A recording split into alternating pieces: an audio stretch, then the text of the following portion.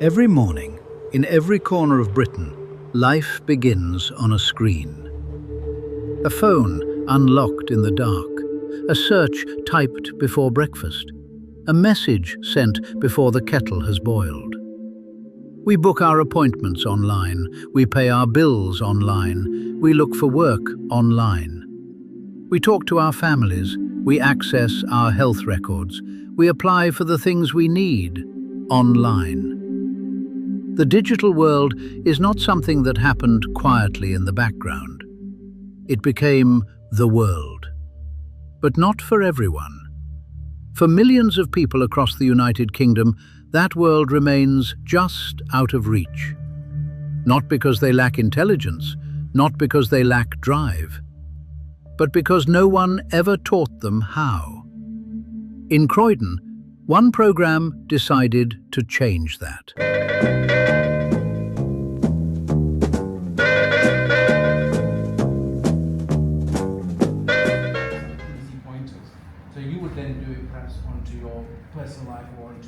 Digital exclusion is not a niche problem. According to research from the Office for National Statistics and the Good Things Foundation, over 10 million people in the United Kingdom lack basic digital skills. 10 million people. People who cannot book a GP appointment online, who cannot apply for jobs through the portals employers now require, who cannot access the benefits they are entitled to because the system has moved entirely to the internet. The consequences are serious. Digital exclusion limits employment. It limits access to healthcare and education. It deepens poverty and it deepens isolation. And it creates risk. Those without digital confidence are more vulnerable to scams, to fraud, to misinformation. In 2023 alone, criminals stole over £1 billion through online payment fraud in the United Kingdom. Simple awareness, simple skills. They save money, they save lives.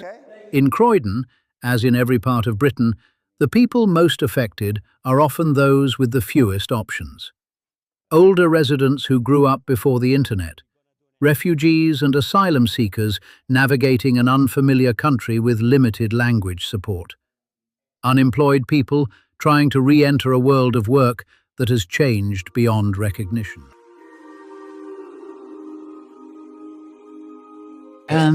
Emails in case it was scam mails and things like that.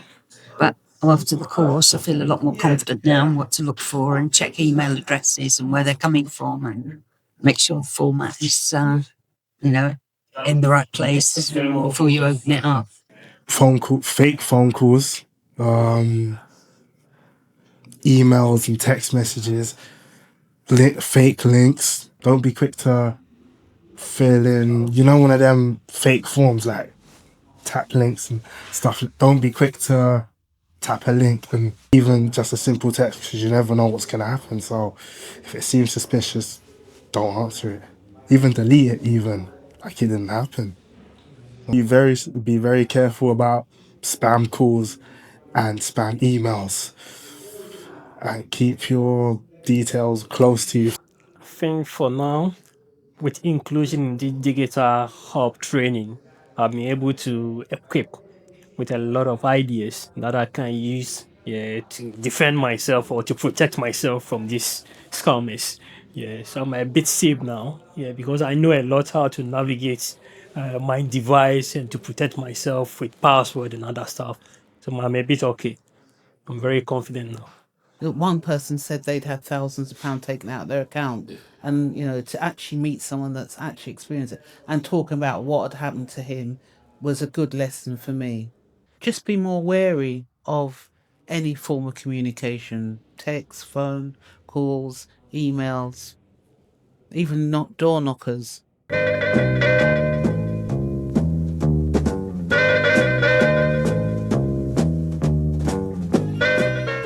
Croydon Digital Inclusion was created to address that gap. Funded by the UK government, the programme set out with a clear ambition: to support at least 500 people with practical digital skills and to provide free access to tablets so that learning would not stop when the session ended. The project manager, Erwemade Orobator, put it simply. How can I connect to the people in our community, make more friends, go to more places, take up more opportunities? These are some challenges people are facing, but if I had to summarise it in a couple of words, confidence, access, opportunity. On the digital inclusion programme, we hope to be able to help people to meet those challenges together. The programme was built around 3 structured pathways. Not one size fits all, not a single lesson for everyone in the room. 3 carefully designed routes, each one tailored to the people who needed it most. Pathway A for those taking their very first steps. Pathway B for those navigating a new country and a new language. Pathway C for those ready to move towards work and independence. And at the heart of it all, a team of people who genuinely believed in what they were doing. Hi, I'm Troy. How are you? Good. Okay. All right. We're going to have to give you a stool because all the seats at the moment are taken up. Yeah, it's a painful situation because even yesterday I had a call myself at home and it was from Amazon. I don't know if anyone's with Amazon, and they called me from a mobile phone. So the number that came in on my phone was from a mobile phone, which again makes no sense if you're calling from a reputable organization. And then after that, the next thing they said to me was they're going to send me a text message. And what I need to do with that text message is just to click onto the link and it will take me somewhere else. Now, never, ever, under any circumstances, take any of those calls, click on any link if they send you anywhere, even though, because they use fear. Fear for most people is the thing that gets them into the situation that they are, because they panic about things. All of a sudden it's like, oh my word, you know, someone's going to go into my account, I've got X amount of money in there, and anyone would be petrified. Pathway A was built for beginners. For the person who had never sent an email, for the senior citizen who felt left behind, for anyone who had ever looked at a screen and thought, this is not for me. It was for them. Over the course of the sessions, participants learned to navigate their devices, to use email, to make video calls, to access online forms and public services. They learned how to stay safe, how to recognize a scam, how to protect their personal information, how to use strong passwords and manage their digital footprint. Confidence does not come instantly. It is built, step by step, session by session. One of those learners described the experience like this. I wasn't expecting it to be like this. It's such an interactive class, and we've got good teachers, good experienced teachers that are trying to feed us into the job market, into the work market, not for us to just come here, learn, and go sit at home. We are here to learn and to use the skills, whatever we learn from here, we're definitely going to use it. So it kind of gives me this relaxed feeling that, okay, I'm not just coming here to learn, I'm coming here to learn, and I'm also going to be able to practice everything that I've learned from this place. It's like they're saying the right words for me to hear. And that's what pastors do. This is like a sermon. They're preaching the right words to me. They want me, I need to work on my self-confidence. I need to work on my confidence level very, very, very importantly, because like you said, you need to have that confidence for you to tell people, I can do this. If you don't feel like you can do it, then you can't do it. Life itself is digital now. You need to be able to you need to be able to use some, it's like a normal life. Digital skills is like a normal life. We've gone to the cashless policy, so people don't know how to use their bank apps. It's something we do every day. You're paying for things, you're using Apple Pay, you're sending emails, you're responding to emails, you're going for lectures, you're going for trainings. It's all online. Nobody wants to sit somewhere in the cold because you want to learn something. You can do that at the comfort of your own house or your home. Program came to the people. Sessions were delivered not just in classrooms, but in mosques, temples, community centres and schools, in the spaces where people already felt safe. Translators ensured that language was never a barrier. The result was something remarkable. Over 150 people engaged at community venues alone, people who might never have walked through the door of a formal training centre. Is any other person here that try to help me with the happiness? Ram, happiness, Ram. I like that. When you connect with the others. Fantastic answer. Fantastic. Happiness is here right now. Guys, this is our problem in Croydon. 10 to simple messages in WhatsApp group this week. Say hello and a good morning. Not because you know how to do it, but it's very important for the person that received that to say, oh, it's nice, it's for my friend. And you make that person to feel good. And why? You know what happened? That person answers back to you. Say, oh, it's so nice. Good morning to you too. That you're much more protected than when you do only the email. Yeah? Google account, and you can use that if you fancy. For me, it's no problem. Pathway B was designed for a different kind of challenge. Croydon is one of the most diverse boroughs in Britain. People arrive here from every part of the world, bringing with them courage, resilience, and the hope of building something new. But they often arrive without the digital tools to make that possible. Refugees, asylum seekers, English language learners. They face barriers that go beyond technology. Language barriers, unfamiliarity with UK systems, isolation from networks that most people take for granted. Pathway B addressed all of it. Digital communication skills, online access to public services, an introduction to the tools that help people connect, learn, and find their footing in a new country. The programme made sure they did. For one student, the impact was felt almost immediately. Wow, but something I really will bring with me, like the confidence in use the technology and these new things like AR, AI, lots of letters anyway, but the apps, one thing important for me is check the sites if that site is a good site to use or not, like the padlock, the another tools I got it to see if that site is fake or not. This is so important. But I guess the most important thing, the most main thing is avoid myself from the scams. This is lots of good clues about that. And currently I feel more confident and I really can do more digital stuff, digital work and things like that. That enthusiasm in the room was not manufactured. It was earned by tutors who understood what it felt like to be new to something, who met every question with patience and every setback with encouragement. For many in Pathway B, this was not just digital training.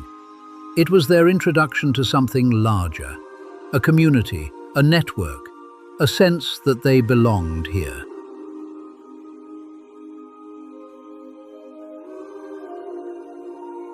How did we all get on last week with our CV?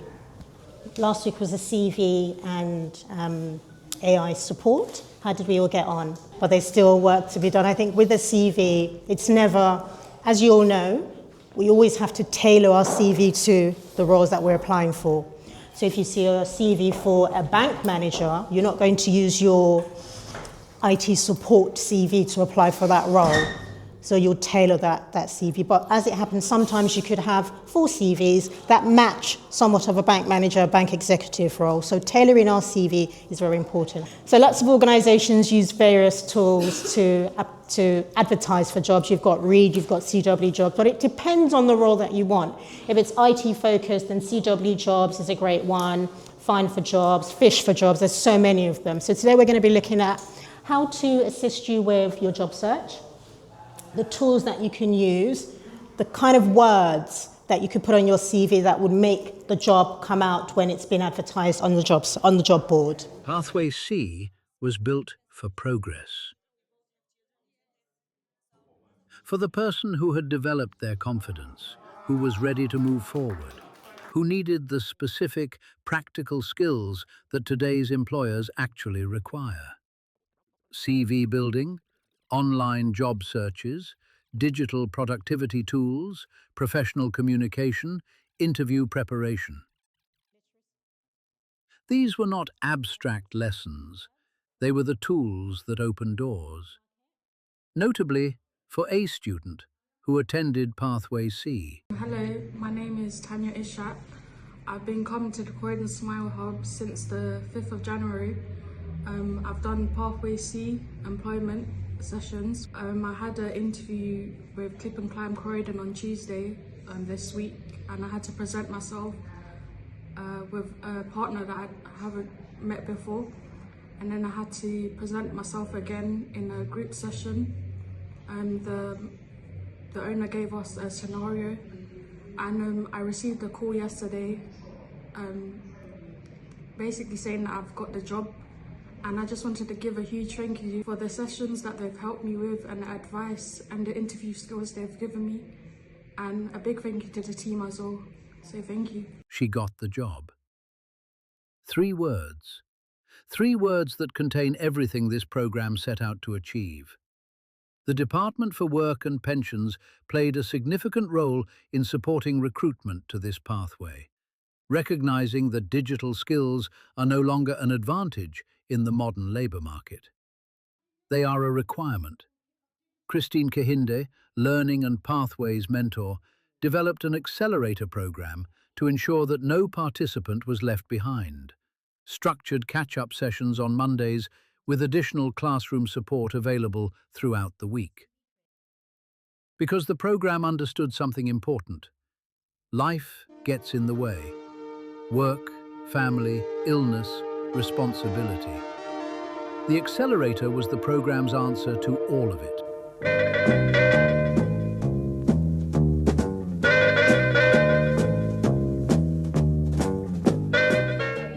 Hi guys, this is how it's going to be set tomorrow. So it'll be set in the format. And you've got more seats. And more seats here, which is better in my view. The food will be served, buffet stuff. The breakfast, the pastries and stuff. Pastries here. Pastries will be here. In here Oh, is where you will have your lunch. oh, lunch will be here, guys. Brilliant. So lunch will be Served along here. people can sit in here or they can go back. By March 2026, the program had grown beyond its original ambitions. 561 people had signed up. 500 had been actively engaged. And more than 200 had completed every hour, had met every requirement, had earned what was coming. On the 24th of March 2026, at Croydon College, the graduates gathered.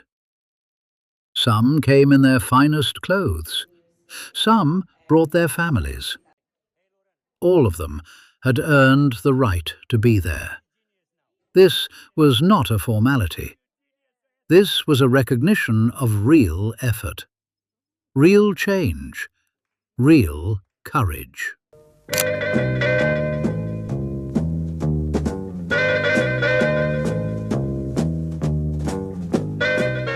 Hi, I'm Rico from Croydon Digital Inclusion program. Today we are at Croydon College 24th March graduation event, and I have a special guest. Please. So, my name is Councillor Mohammed Islam. I'm the Deputy Civic Mayor of Croydon, and it's been a pleasure to be here at Croydon College the Digital Inclusion award ceremony, and it's been really nice to see so many people from all ages across the community being awarded and graduating with this very important digital inclusion training, which is very essential for the community to be included in the digital lifestyle. How much do you reckon is involved in this program for our Croydon citizens? I'm very pleased that you've asked me this question. I think 0 to 10 is 10 because everything nowadays is all digital, from banking to the social benefit service. Everything is included in digital. So this is a very, very crucial part of the life skills that you're providing to the community, and I would like to thank you for that. No, I thank you too. What do you reckon the impact on the citizens will have? Because today, if I don't mistake it, we've been in the first session, the morning session, we had around 150 students. What do you reckon from what you saw? How do the program impact their life? I think that this program has touched on many lives, and what I've heard from one of the students as well, that a very simple thing, as simple as like ChatGPT, she wasn't aware of how to use it, how to utilize it, and being part of this program, she's learned that, and she's managed to get her CV from 4 pages to 1 page. So the simple things like that, it's a great initiative. The ceremony was held 3 times. 3 ceremonies to accommodate everyone, because over 200 people had completed the program, and every one of them deserved to walk to the front of that room. Each graduate received a certificate of completion, formal recognition of their 20 hours of learning, and each eligible graduate received something else, a free 10-inch tablet, so that the learning would not stop here. The Executive Mayor of Croydon, Jason Perry, spoke of what the program had achieved. Croydon Digital Inclusion Program, I'm one of the tutors. I am with the Executive Mayor Jason Perry. Jason Perry, what do you think about this? Absolutely fantastic to see so many different people, so many different communities coming together, learning new skills and going on to do great things. So well done. 561 people signed up. 500 engaged. Over 200 graduated. And 61 more are waiting. Waiting for the next phase. Because this is not the end of the story. The program is now looking ahead to an online learning platform, to continued pathways, to reaching more of those who need it. Because the challenge does not stand still. Artificial intelligence, evolving workplaces, ever-changing systems. Digital inclusion must evolve too. But what this program has proved, what these people have proved, is that the barriers are not fixed. They can be moved with the right support, the right people, and the belief that everyone deserves a seat at the table. Croydon Digital Inclusion. Learning today, leading tomorrow.